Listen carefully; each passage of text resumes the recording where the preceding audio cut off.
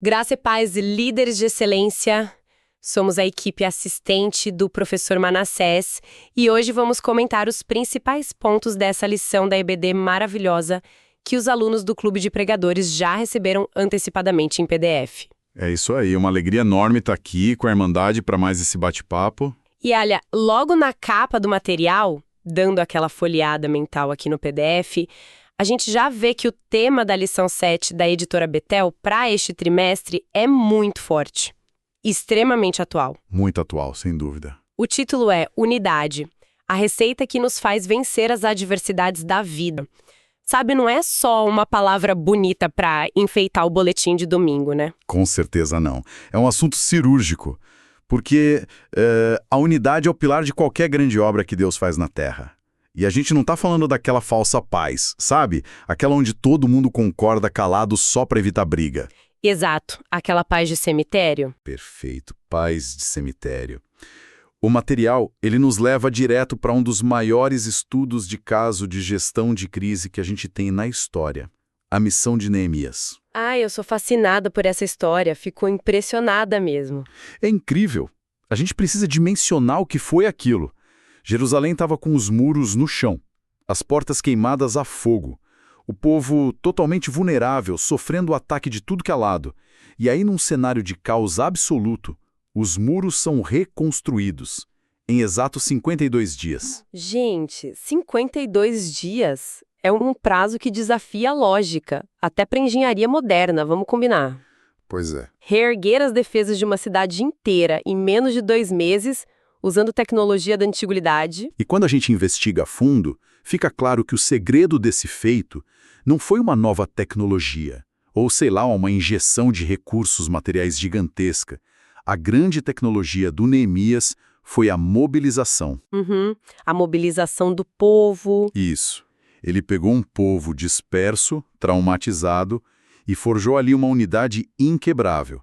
E quando esse alinhamento acontece, rapaz, eles transformam uma impossibilidade matemática em realidade. E em tempo recorde. E entender como ele fez isso é algo que muda a chave de qualquer ministério. Como que a gente alinha pessoas tão diferentes para um propósito tão grande? Mas antes da gente mergulhar nesses detalhes, já fica aquele convite especial para quem está acompanhando a gente. Não pode esquecer. Deixe o like aqui no vídeo ou no áudio, gente. Essa atitude simples ajuda demais esse conteúdo a alcançar mais líderes, mais professores da EBD que precisam dessa palavra. Aproveita e comenta de qual região a Irmandade está ouvindo, compartilha com a liderança. E claro, para quem busca excelência, o link do Clube de Pregadores está aqui na descrição. Fundamental. É lá que os alunos têm acesso a uma metodologia de aula inédita e recebem esse comentário antecipado da lição em PDF que dá uma luz absurda na hora de montar o estudo, né? Dá muita segurança, porque o preparo antecipado é o que permite a gente ir além da superfície. E a primeira quebra de paradigma desse estudo é entender que a humanidade foi programada para viver no coletivo. Existe um design divino para a conexão. Design divino, explica melhor isso. Então, o texto explora uma palavra no hebraico que ilustra isso muito bem. A palavra é yashad. Yashad. Isso. E assim, no uso comum, a gente acha que união é só colocar todo mundo dentro do mesmo espaço físico, né? Todo mundo no templo domingo à noite. Mas yashad não tem a ver só com proximidade geográfica. Vai muito além de estar na mesma sala. Muito além. Descreve uma harmonia de intenções. É quando as pessoas estão alinhadas em propósito. E a base teológica disso, que o material aponta lá em Gênesis 2:18, é fascinante. Quando Deus diz, não é bom que o homem esteja só. O detalhe que a gente costuma esquecer é quando isso foi dito. Foi antes da queda. Exatamente. Antes do pecado entrar no mundo. Nossa, isso é uma mudança de perspectiva gigantesca, porque geralmente a gente joga a culpa da solidão ou dos atritos no pecado. Mas a necessidade do yashad, de estar junto, já existia no Éden. Perfeito. Não é um curativo que Deus inventou para consertar o homem caído. É a nossa configuração original de fábrica, digamos assim. E a razão maior para isso é a própria natureza da Trindade. O Pai, o Filho e o Espírito Santo vivem em uma comunhão perfeita desde a eternidade. E como nós fomos criados à imagem deles, o nosso espírito clama por essa conexão. Exato. E ouvindo isso, eu lembro daquela cultura muito moderna hoje do cristão desigrejado, né? Ah, o famoso lobo solitário. Isso.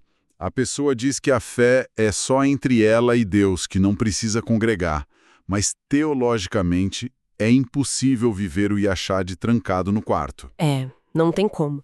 Sabe, eu gosto muito de usar a analogia de uma orquestra sinfônica para explicar isso. Manda bala. Porque, pensa comigo, você pegar 100 músicos excelentes e trancar todos eles na mesma sala, não garante o Yachad. De jeito nenhum. Se cada um decidir tocar uma música diferente na mesma hora, vai ser só um ruído insuportável. Um caos. O Yachad só acontece quando todos eles, com instrumentos completamente diferentes, decidem abrir a mesma partitura e olhar para o mesmo maestro. Sensacional essa analogia. É a diversidade servindo a um único propósito. E a gente vê isso na igreja primitiva. Lá em Atos 2, aquela orquestra tocava muito bem. Tocava afinadíssima, tinha tudo em comum, perseveravam na doutrina. E o resultado era o poder de Deus se manifestando. E o apóstolo Paulo, lá em Efésios 4, ele traduz isso quando lista os 7 uns da fé. Ele fala que há um só corpo, um só espírito, uma só esperança. Um só Senhor, uma só fé, um só batismo e um só Deus? Isso mesmo. Ele não está só passando uma lista para a gente decorar. Ele está revelando a arquitetura do negócio. Se existe um só Deus, a conclusão lógica é que só pode existir um corpo. Dividir a igreja é ofender a natureza de Deus. Um exemplo clássico de unidade fortalecendo a liderança é Moisés em Números 11. Quando o peso ficou insuportável, Deus manda ele reunir 70 anciãos e Deus tira do espírito que estava em Moisés e reparte com eles. Ou seja, a unção dividida em unidade é muito mais forte que a unção concentrada num cara só. Mas aí, eu preciso fazer o papel de advogada do diabo aqui. Vamos lá. Tanto poder, por que é tão absurdamente difícil manter uma igreja unida? Essa é a grande questão, né? Porque se o Yachad é natural, a realidade de muita congregação hoje é briga e divisão. Por que isso acontece? A resposta está na doutrina do pecado. A nossa carne. Paulo coloca as dissensões e porfias lá em Obras da Carne, em Gálatas 5. E Tiago, no capítulo 4, diz que as brigas do nosso meio nascem dos nossos próprios desejos desordenados. Então o problema não é o outro. O problema está dentro de nós. Exato. A divisão não é falha administrativa. É falta de santificação, muitas vezes. Nossa carne ama o orgulho. É um diagnóstico duro, mas liberta. Porque tira o foco da circunstância e coloca na nossa responsabilidade. E sabe, é por lidar com essas realidades difíceis que os ambientes de aprendizado são vitais. No grupo exclusivo de alunos do Clube de Pregadores, a Irmandade vive isso. Nas aulas ao vivo, tem debates bíblicos sobre temas polêmicos, onde o pessoal discorda. Sim, é normal discordar. Normal. Mas tudo é conduzido com tanto respeito que vira um laboratório de Yachad. O contraditório ali gera crescimento, não gera ruptura. Com certeza. A maturidade espiritual permite a gente discordar intelectualmente sem quebrar a unidade do espírito. Mas, avançando aqui, se a divisão brota da carne, como é que o Neemias conseguiu alinhar milhares de pessoas para reconstruir um muro inteiro? Pois é, lendo rápido a gente pensa, ele era governador, tinha a carta do rei. Ele chegou, deu a ordem, o povo obedeceu por medo da lei. Não foi só força política. Muita gente pensa assim, mas se fosse só política, os governadores que vieram antes dele teriam resolvido.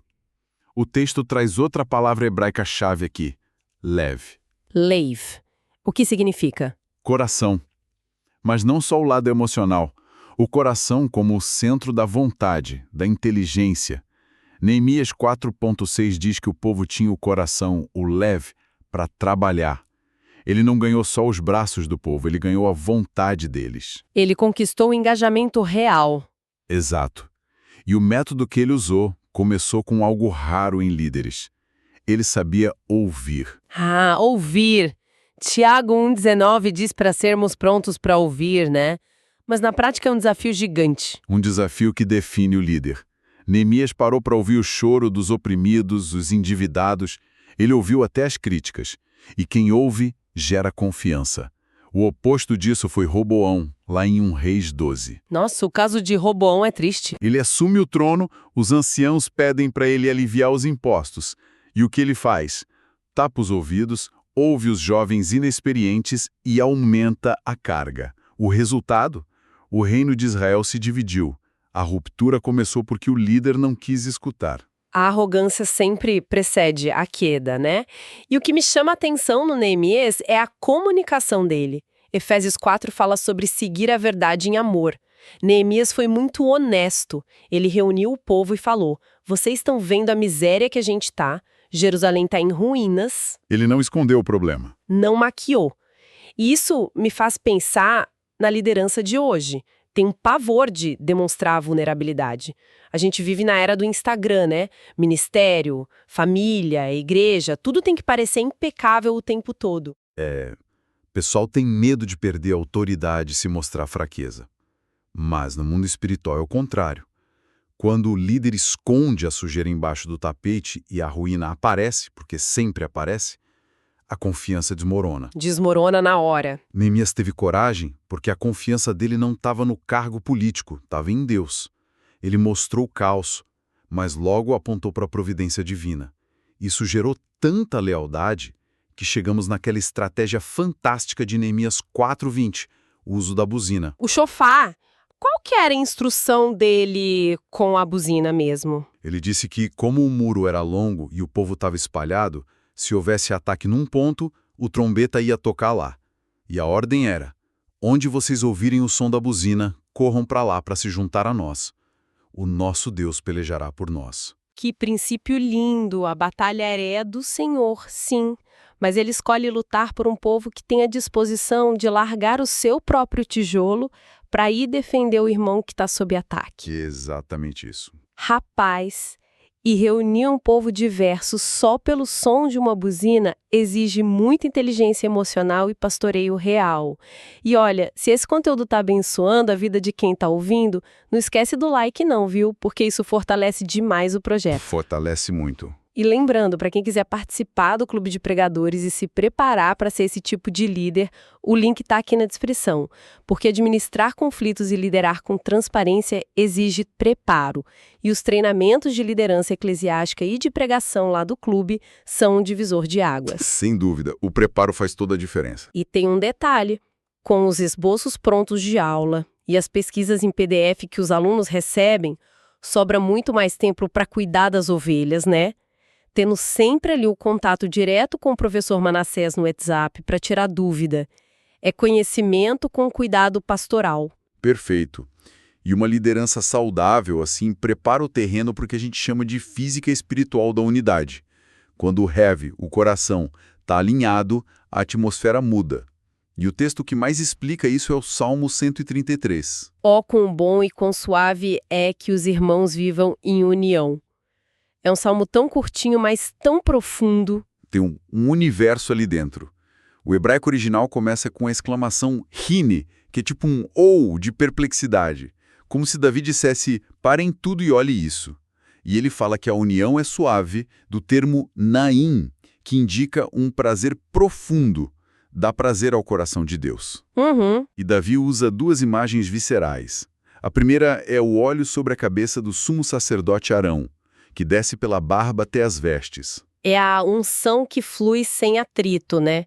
Se tem briga, o óleo para. Se tem unidade, desce da liderança até a borda da igreja. Exato. E a segunda imagem é o orvalho de Hermon. O Monte Hermon era muito alto, acumulava neve e gerava um orvalho que descia para os montes secos de Sião. Criava um microclima fértil no meio da secura. E Davi usa isso para dizer: a unidade cria um microclima espiritual. Um microclima onde a bênção acontece. Isso. O final do Salmo diz que ali o Senhor ordena a bênção, e o verbo no original para ordena é tsivá. Significa decretar com autoridade de rei. Espera, vamos processar isso. Não é que Deus sugere a bênção. Ele decreta. E decreta no endereço geográfico específico. Quer dizer que a bênção tem endereço certo para cair. Não falha, mas se a gente destrói esse microclima com fofoca e contenda, a terra seca e a bênção não germina. Esse conceito liga com o Novo Testamento, com a palavra grega enotes. Enotes, que é a unidade em Efésios. Isso, que é um dom do Espírito, mas também um edifício que a gente tem que proteger com esforço e paciência. E como é que a gente protege isso na prática? O texto cita outro termo grego lá de Efésios 4,16. Um bem grandão. Sinarmologomenon. Isso mesmo, quase em trava-língua. O que ele significa? É um termo médico da época de Paulo. Significa o encaixe milimétrico e perfeito das articulações de um esqueleto. Cada osso no seu lugar exato, permitindo que o corpo se movimente com força. Sabe, eu fico pensando nessa imagem dos ossos e me vem uma aplicação física muito real. Imagina um ombro deslocado. Dói demais. Mas o braço perde toda a força. Não dá nem para levantar um copo d'água.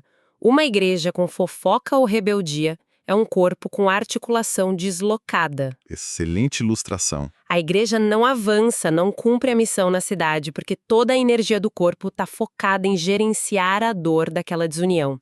O alívio só vem quando o osso volta para o lugar, quando tem perdão. É cirúrgico isso. Por isso que Paulo, lá em Coríntios 3, chama os irmãos de carnais. Eles tinham dons, falavam em línguas, mas viviam brigando. Agir com disputa é agir como se o Espírito Santo não estivesse lá. É um ombro deslocado gerando febre no corpo todo. E a gente tem um exemplo bíblico muito drástico disso com a Miriam, né? Em Números 12, Miriam e Arão decidem criticar a liderança do próprio irmão, Moisés. A consequência foi a lepra no Miriam. E o detalhe mais impactante não é só a doença dela, é que a nuvem de Deus parou. O acampamento de Israel inteiro, milhões de pessoas, ficou paralisado no deserto. Eles não deram um passo enquanto aquela articulação não foi tratada e reintegrada. Nossa, a murmuração literalmente paralisa o avanço de todo mundo. É muito grave. Muito grave. Mas, por outro lado, quando estamos ajustados, o resultado tem peso eterno. Em João 17, Jesus faz a oração sacerdotal antes da cruz. Ele pede ao Pai que todos sejam um, para que o mundo creia que tu me enviaste. Ele atrela o sucesso do evangelismo à unidade da igreja. Exatamente. O nosso maior argumento apologético para o mundo não é uma teologia bonita, é o amor encarnado. Uma igreja dividida desmente o evangelho que prega. Uma igreja unida prova que a cruz funcionou. Rapaz, ter acesso a esses termos, enotes, yachad, sinarmologeman, e entender a profundidade deles eleva o nível de qualquer professor da EBD. A aula deixa de ser repetição e vira revelação. E no Clube de Pregadores, o aluno tem tudo isso mastigado, estruturado na apostila em PDF, no áudio resumo. Facilita demais a vida. Muito. E ainda tem os cursos extras liberados durante a formação. Palestras especiais sobre raízes históricas da Bíblia. É um arsenal pesado de edificação. Um arsenal para transformar a vida. Para resumir tudo o que vimos de Neemias até Paulo, a conclusão é que unidade não é formalidade cristã. É força sobrenatural. É a única coisa que transforma escombros e muralhas rápido. Unidos, a gente vira as mãos e os pés de Cristo. Divididos, somos só engrenagem enferrujada fazendo barulho. Não tem como falar melhor. Líderes de excelência, estamos chegando ao fim do nosso bate-papo, mas fica aquele pedido, deixa o like, compartilha com a liderança, comenta o que acharam e venham para o Clube de Pregadores pelo link da descrição. É lindo ver os alunos se formando, recebendo em casa o certificado impresso, a credencial de ministro, a carteirinha de aluno. É o coroamento do esforço, né? Muita alegria para todos nós. E para fechar, eu quero deixar uma semente de reflexão para todo mundo que está ouvindo. Olha para o seu dia a dia, nos corredores da igreja, no grupo do WhatsApp da equipe. As suas palavras têm sido como o cimento que une os tijolos do muro ou como marretas que quebram as articulações do corpo de Cristo. Uma pergunta que exige um exame profundo do coração. E a aplicação prática para essa semana é justamente essa: decida ser um construtor de pontes. Se tiver alguma articulação deslocada na sua família ou ministério, use a verdade em amor e promova o perdão. Cria esse microclima pro orvalho do Senhor de si. Amém. Que a gente seja a resposta viva para aquela oração de Jesus. Que Deus abençoe abundantemente a vida da Irmandade, as famílias e os ministérios, no nome poderoso de Jesus. Um abraço de toda a equipe do Professor Manassés e até o nosso próximo encontro.